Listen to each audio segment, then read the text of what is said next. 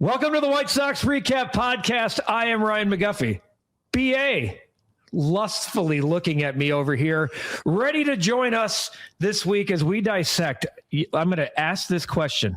Listen to the question, because we're all thinking it. Can the Chicago White Sox actually win the American League Central? He's looking at me like that because he's the one who said they'd have 80 wins this year. So we're going to break that down. The AL Central's up for grabs. Tarek Skubal's out for months in Detroit, and the whole thing is on tilt, but mostly because of the way the Chicago White Sox are playing, not just offensively, but the way they're pitching as well. Brian Anderson, Ryan McGuffey, on this edition of the White Sox Recap Podcast. Can they win the AL Central? It starts right now.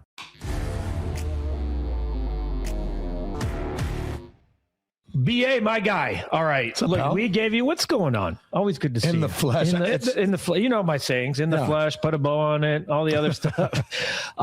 So you got your chest up a little bit. Okay. So do I. By the way, Silly Goose, for those watching, the Silly Goose Lifting Club, it wears you well. If anyone's ever had a 3.5-year-old, which they have to pass the 3.5 mark at some point, my daughter is a part. She got me involved. I'm in the Silly Goose Club. This happens to be the Silly Goose Lifting Club, not to be confused with hanging out with silly geese. That's not an option. No, she just wants to act like a silly goose. So Scarlett, Daddy's in the Silly Goose Club with you. Okay. Well, Scarlett and I share a birthday. How dare you? So I feel like I need to be a part of this. Maybe I can be the geese. It's in the mail. It's in the mail. Okay. All right. Sweet. Perfect. All right. Let's talk White Sox. They've been a lot of fun. Okay. A whole hell of a lot of fun of late. You had them winning 80 games this year. Hoodie and I laughed at you. Okay. Look, I still don't know if they'll win 80 games, but let's just put that on hold, because we're talking about the idea that the White Sox could win the AL Central. I just looked before we started this edition of the podcast on Fanatics, where the White Sox are currently 22-1 to win the division. That is 22-1 tells me you basically have no shot. How the Minnesota Twins are plus 750 ahead of them, I can make an argument for why the Tigers, Guardians, and Royals, who I think the Royals might be the scariest team, could be like above the White Sox. But 22-1 is really good value. So let's just start here. What have you seen from the White Sox? And it's May 6th as we tape this. Like, let me put that out there, because I firmly believe, like, you don't start really. Yeah, but usually we're writing them off at April 30th. No, so this is great. Like, I could be frustrated about I was super frustrated about Tuesday night's loss in LA, because I thought the White Sox let one get away. I thought that and it's nice to be frustrated about a White Sox loss, but looking at the way this division shakes out, and let's just talk specifically about the White Sox, what about what they're doing in the last 3+ weeks says to you that it's sustainable long term? Well, first off, the rotation's pitching the shit out of it, but they have two of the most exciting power hitters in baseball, right? You got a youngster in Colson Montgomery, Murakami. He's not old. I mean, he's like the 26. Older one that grew up. He's 26. Check that birth certificate, by the way.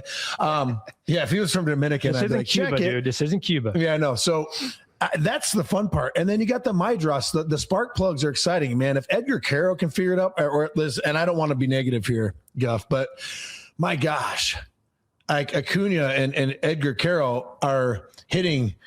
They're hitting a circa BA 2006 in mid-May, April. And let me tell you, that's nowhere fun to be. But I'd like to think that I at least played some decent defense and run into one every once in a while. It's anemic. So to highlight what they're doing well, it's pitching the heck out of it, and the lineup is clicking, and they're having fun. They're getting on base early. They're hitting home runs. They're coming up in big clutch situations. Imagine how good they're going to be when that's 7 through 9. It's just been anemic for them this year. Yeah, I mean, look, I don't know, and that's why I want to get to the reasons that I don't think they can win the AL Central, but right now this is the reasons I do think they can win it. Since April 3rd, and this is as of last night, April 3rd, they lead the majors in pitching staff for starting staff ERA, under 3. Eric Fetty got beat up a little bit in his last start. I don't know. Like, I think we know who Anthony Kay and Eric Fetty are. I think they're going to be those journeyman veterans that go out there and try to give you 5, probably give up 4, 3 to 4, and the offense is going to have to carry you. The difference is that the offense is in a point right now that the last 2 years looked a lot like the 7 through 9 hitters, 1 through 9. And that's the difference. I think the difference is you could put a lineup together, and now that Braden Montgomery, your boy, our guy, has been called up to AAA, like Chicago's all of a sudden a phone call away, you can start to put Braden in the lineup, and God, if we can ever get Kyle Teal's hamstring healthy, and you can go 1 through 6, go, damn, like that is scary. What's going on with Kyle Teal, by the way? Can we do Ghost Runner? He's still feeling Ghost Runner at first? He's still feeling the grabber when he runs. I mean, that's the times you need the Little League rule. Like, can we pick Ghost Runner for the catcher or pinch runner for the catcher? Still feeling the grabber when he runs. That's tough.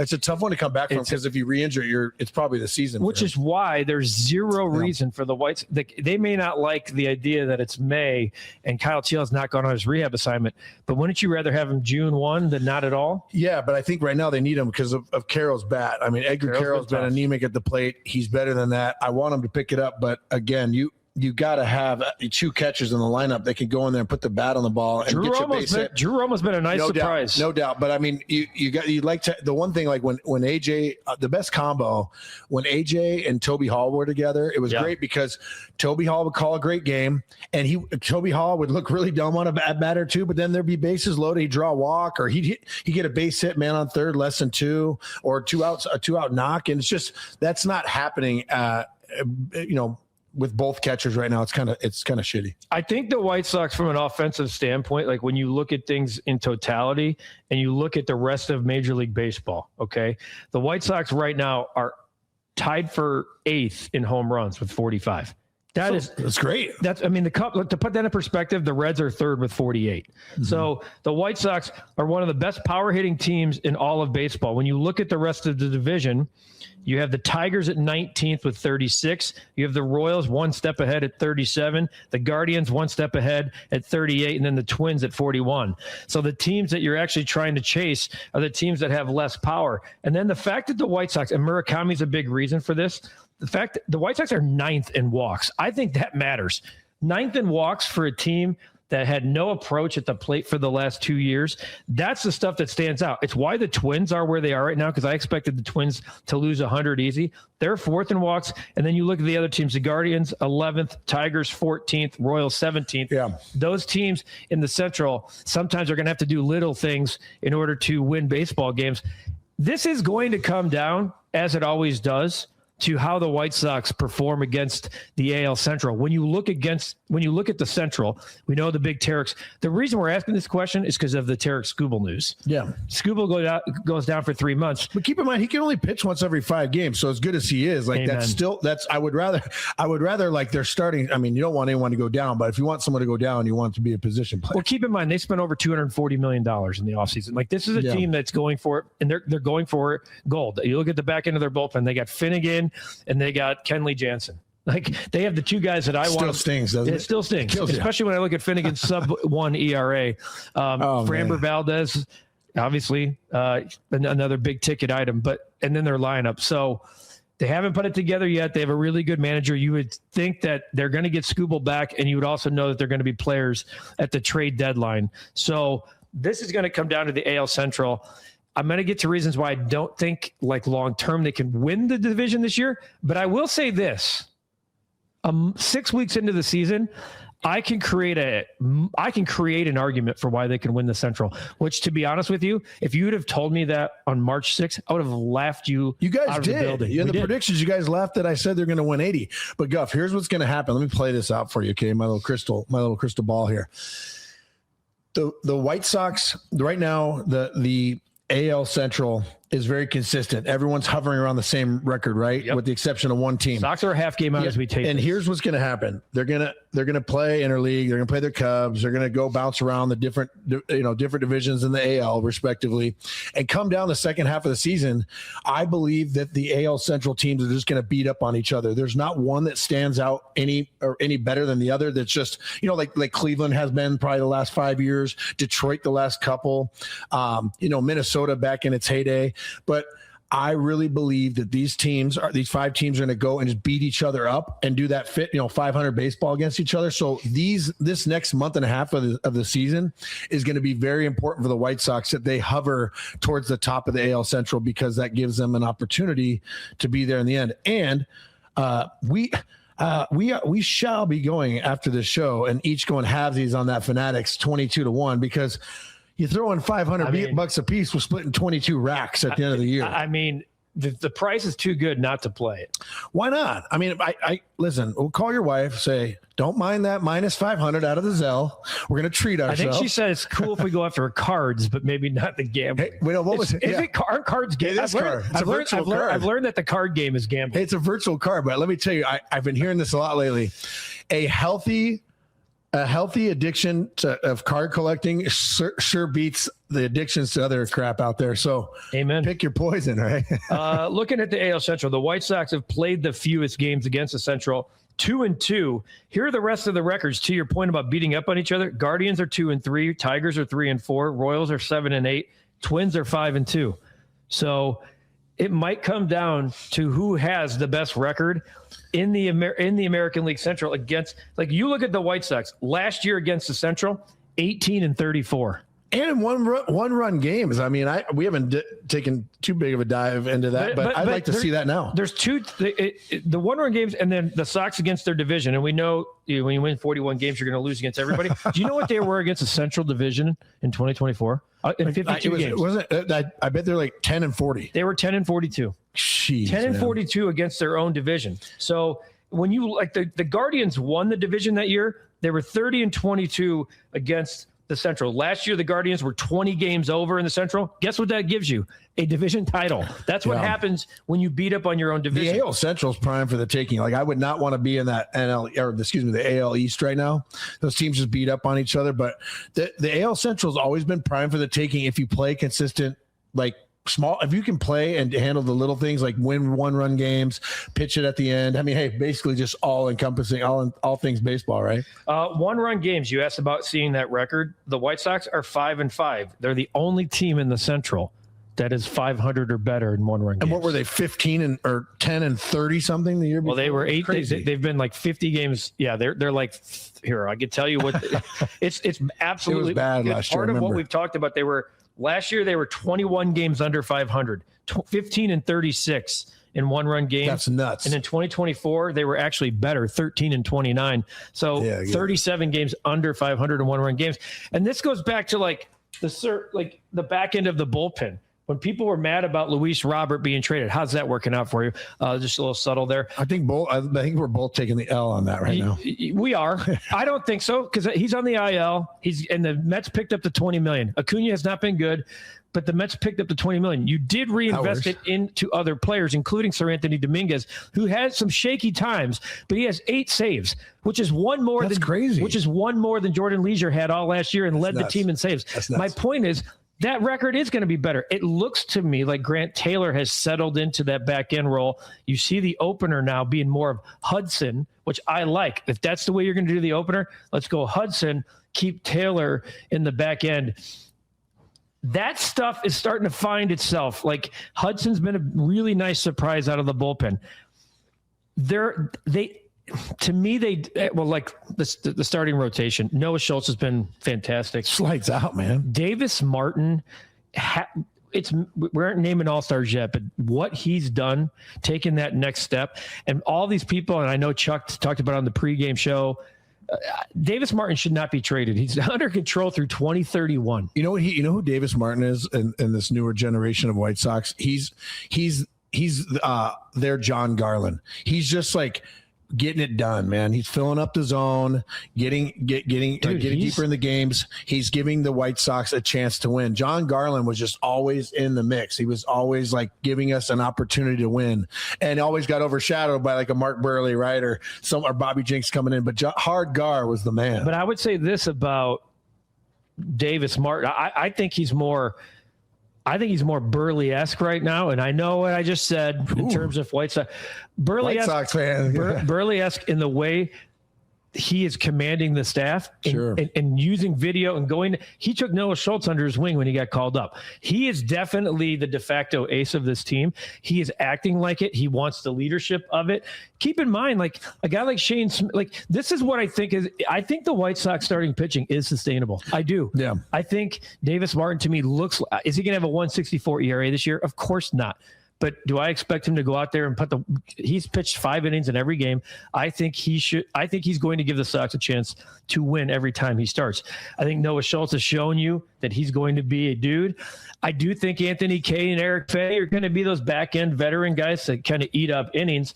And then Sean Burke's quietly been like the assassin. He was the silent assassin. I'm the one. I mean, I'm not saying I'm the one who said it, but last year I saw signs of greatness. You saw signs of really good stuff. And I told myself, man, if this guy can lower the walks, get rid of the walks, just push those down to 1 or 2 a game, 6, 7 punchies, 2 walks, 7 innings, 2 runs, 6 hits. Like that's it. That's what he's got. 7 innings, 2 runs. No, but I mean, that guy's been great. He's got like, he was the opening day starter last year. He's got number 1 or 2 guy stuff. If he can just limit the big innings, limit the walks. But side note, I have this image in my head. I can't get it out when you said Davis Martin's taking Noah Schultz under his wing. I'm like, what? Davis Martin's jumping on a 7-foot ladder and lifting his arm up. Like, no one's taking Noah Schultz under anything. He's a giant. Now, when we look at the offense in terms of sustainability, Murakami's home power is sustainable. Look, we already know that. It's not a fluke. It's crazy. Not a fluke. Every team in baseball is kicking themselves right now. And the White Sox, there are reports out there that they are talking, at least to the agents, about keeping him long term. That Jerry Reinsdorf would be interested in. Absolutely. I think they've seen the value. They've seen the value at the gate. The White Sox were expecting 27,000 a couple of weeks ago when they got 35,000 on a Saturday. It was the biggest crowd for a non-opening day game in 20 years. They were expecting 27. They got 35. That's crazy. If the White Sox, when they come home for a very long homestand against Seattle, Kansas City, and the Cubs, I'm expecting big crowds over the weekend on Mother's Day. I'm expecting, of course, huge crowds for the Cubs series. That crosstown's gonna be a shit show. It's gonna be because there's 2 good teams, man. They're the talk of baseball because of Murakami. But I saw MLB Network do something, and this is why I think it's sustainable. I think the pitching is sustainable. It might not be the sexy big names, but keep in mind, Shane Smith's still getting stuff right in Charlotte. Hagen Smith is coming. So Hagen Smith's going to be up there. Again, you brought up a good point. Shane Smith, like, hey, man, the White Sox best pitcher is cleaning some things up right now. Imagine when he comes, I imagine he'll be up here in the next month or so as long as he stays healthy and shows the staff that what he's capable of. But you're all-star pitchers in AAA right now, which is a good thing right now. Yeah. All right. So from a lineup standpoint, Murakami, I think the Sox have shown that they have kind of a quote unquote their version of their big 3 with Murakami, Montgomery, and Miguel Vargas. Like, I think those 3 guys have shown that they're a package deal. We know about the consecutive home run streaks that they've had. Miguel Vargas, Montgomery's amongst the top 5 at his position, by the way, defensively, for all of those people having questions there. Murakami's played a really good first base. And then you have the role players. Like, Mydroth's going to be Mydroth. Sam Antonacci's been an absolute find. Good for the White Sox organization. You mentioning that you like him in the leadoff spot, but I'll tell you, here's what I like about Mydroth. And Antonacci 1-9, like some kind of version of 1-9. Or hey, a 1-2 punch wouldn't be terrible too, but then you run the risk of having that drought at 8-9 hole. But I think, like, in an ideal lineup, the way I would go down, like, this is, I actually texted it to somebody yesterday, so when Kyle Teel is healthy, okay, this is 27. Well, if Kyle Teel's healthy, this is how I would stack the lineup for the White Sox. Mydroth or Antonacci at the top, Kyle Teel when healthy, Murakami, Miguel Vargas, Colson Montgomery, Braden Montgomery, my God, Everson Pereira, Benintendi hitting 8th, and then Mydroth, Antonacci. Whoever's hitting 1, the other guy's hitting 9. You know what? I like that. So give me your take right now. What do you do without Kyle Teel being in the lineup? So let's say you do have Romo or Carroll behind the plate. Yeah. Do you put a Romo in the 2 hole and let Carroll go 8 or 9, or do you put Romo in the 8 hole? You know what? I'm probably flipping it. I'm probably moving Vargas up to 2, and then Murakami. Everyone slides up a notch from there. Yeah. So I'm moving. But Pereira, like, depending on how he's going, put him in the 2 hole, man. Pereira, if he could stay on the field, like, that's why him hitting 7th to me is, like, interesting. Yeah, it's not terrible. There's guys on base, but again, I think one thing I've noticed, other than those big 3 you named with Murakami, Vargas, and Montgomery, is I'm noticing with Mydroth, I'm noticing like aggressive, really exciting at bats. I saw him take a hanging breaking ball. Yesterday's game, led off the game with a hit, I think. Yep. Got a hanging breaking ball, just went whack right up the middle, got on base, got the ball rolling. And I think for him to be affected, he's got to be at the top of the lineup. I think that he's that spark He's plug. a pest. He's a pest. And I think the White Sox fans like him too. He's kind of he's an ass. Like in terms of like a pitcher, he's a Nick Punto, man. He annoys pitchers. He's a Nick Punto. He's like, this guy I can't get this guy out. He's had an 8-game hitting streak. He's had a 9-game on base streak this year. We like Mydroth. Is he going to be an all-star player? No, but you need Mydroth and Antonacci. You get a righty, you get a lefty. They kind of remind me of each other. They feed off of each other. We saw Antonacci cause havoc in the bases in the 9th inning on Tuesday night where he stole second. There was an interference. He got the third. Sox weren't able to get him home, but he's going to be a pest. And I think that's sustainable. Here's what I don't like, to flip the script to talk about, not the negative, but I don't think it's negative to say the White Sox, their holes to me are too big to win the division. And that should not be shocking when we're telling you Vegas has them at 22-1 right now, because they don't believe, I think, in actually what is sustainable. They might not believe in starting pitching because they're not watching it like you and I every night. But their outfield, like even if Braden Montgomery's up here, and I'm assuming he's going to be up here, the outfield, that is a tough outfield. Like, it's not good. No, it's not good defensively. It's certainly not good offensively.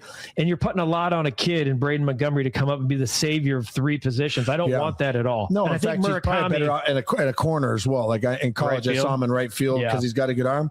But to your point, in order for the White Sox to win the division, Braden Montgomery has to be up here at some point. I think he will be at the break. You called it. Like I thought he'd be up here sooner. In fact, I thought he was going to bypass AAA. I really did. Yeah. That's why I was making that call. But for the White Sox to be good or be in that hunt come August, I think Braden Montgomery's got to be in the lineup every day. Benintendi has to be healthy, better leadership in left, and you got some rotation in center field that gets the job done. I remember in 2006, when I was really struggling at the plate, Rob Makoviak struggled on defense. He wasn't a natural center fielder, but he could be that left-handed bat. And together we pieced together a pretty decent offensive year. But, grand scheme of things, we still, I think, got close to 90 wins. So you can do it, but you can't just have anemic at the bottom of the lineup. It can't be 0 for 4 with no power every single game. You got to hang some 1 for 3 with the walks, a 1 for 2 with 2 walks, a 2 for 4. You just can't hang the zeros all the time. Yeah, I'm with you that Braden Montgomery would have. He went 0 for 4 in his debut with a walk and 3 strikeouts in Charlotte. So, pace yourselves. That's a lot to put on the kid. It's one of the reasons I just don't think the bottom of that lineup is good enough. Okay, even though there's exciting, you're going to need Kyle Teal healthy too. Here's another reason I just don't see this.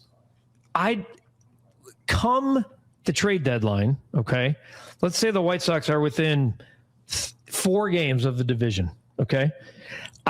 There's going to be other teams in the division. The Tigers are going to go for it. The Cleveland will be very guarded on how they make a move at the deadline. The Royals, I think, could go for it. I think the Royals right now are the most attractive team from a betting standpoint in the Central. The White Sox are not going to go for it. And that might upset fans, but you are not going to risk 27 and 28, even though with the ability to possibly win in 26, your division. You're not going to sacrifice Braden Montgomery. You're not going to sacrifice Caleb Bonnemer. You're not going to sacrifice Hagen Smith in order to go out and get a rental to try and go get 2026 this year. They're going to call some people up, but you bring up a great point. I think it highlights that. Here's the 3 things that will cost the White Sox: the lack of outfield production and depth in the outfield, bottom of the lineup production, and do the White Sox have the pitching depth to go 162? Because this generation is very much like, oh, he's at 80 innings. Let's really monitor him. It's like, dude, you got to be throwing 200 to be good. You got to go 150 plus as a starting pitcher to give your team a shot. I think you're right. I think, do they have depth? Yes. We talked about Smith and the Smiths, Hagen Smith and Shane Smith. Yeah. Get them up here. Tanner McDougal's banged up right now. Like, you need 10 or 12 pitchers. I mean, you look at what the Cubs are doing on the other side of town. They got catastrophic injuries to the rotation and are finding ways to win because they are deep, and guys like Colin Ray and Javier Assad can go be spot starters. I don't know how much the White Sox have that depth for when the inevitability comes that someone goes through a rough patch or hits the IL. The bullpen, it's too spotty to win. Yep. I think they have pieces. I think Sir Anthony is settling into the back end. I think Grant Taylor's going to have his. Hudson's a surprise. Somebody else is Jordan Leisure, who's been very bumpy. Can he step up? The Sox aren't going to go make 2 or 3 trades to try and go win the 2026 AL Central. Now, you might tell me they have tomorrow's never guaranteed, by the way. If they have a 4-game lead, but I'm telling you, they're not going to trade one of the guys they believe in. Hey, there's a 5 on. Once upon a time, old Brian Anderson, Ryan Sweeney were untouchable, but I bet you, in hindsight, Kenny Williams was like, get him out of here. I mean, I'm a big trade prospects guy. I am. Yeah, prospects and prospects. So you got to go get a sure thing. Whatever happened to winning now? Right. I'm not saying you should mortgage or jeopardize your future for the next 10 years for one run.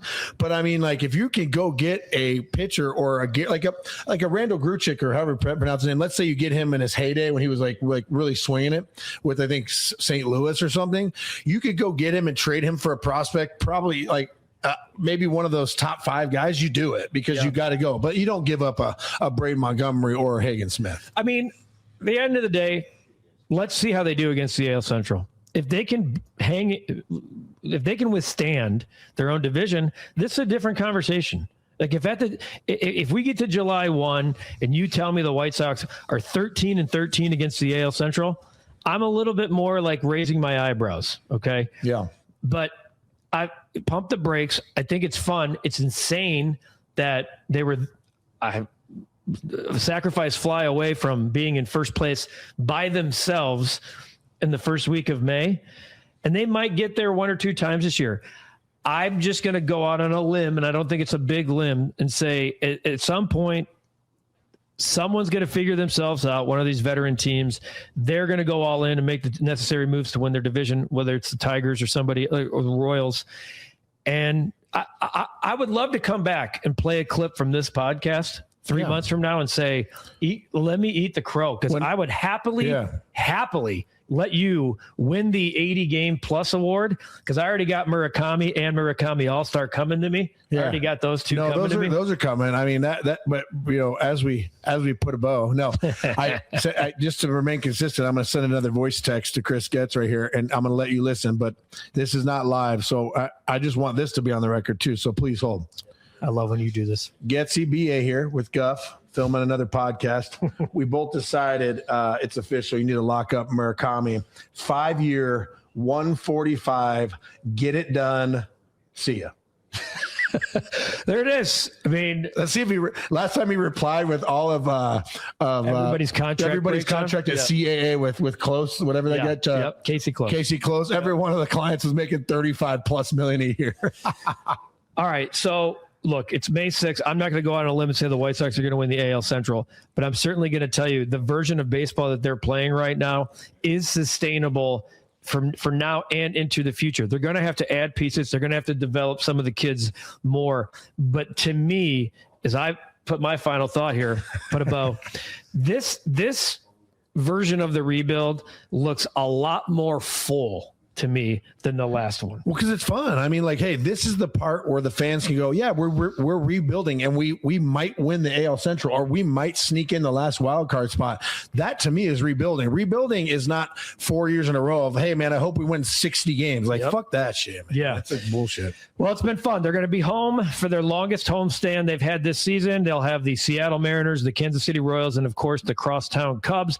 Going to be out at the ballpark next week. They're going to try to get some players, some sound, maybe get an interview or two that we can roll here on the podcast. Davis Martin, friend of the program. Maybe we'll get him on. Maybe we'll get Davis on before I'm sure the entire city of Chicago now, the media requests all of a sudden in Bob Bechtol's inbox are going to be going up, because that's what happens. Well, Anderson over here is no longer getting sweets all to himself anymore. I tell you that. Damn it. This version of the White Sox Recap podcast available on the Recap, of course, right here on YouTube. If you're not subscribing, what are you doing? Join the 250,000 people that have already done it. Click the notification bell so every time these numbskulls drop a new episode, that you get the notification. Whether it's me, BA, Hoodie, the three of us, we're all here for you. Also available on audio only and wherever you listen to audio versions of the podcast. For BA, I'm Guff. Let's see if the White Sox can keep this rolling as we roll on the White Sox Recap Podcast.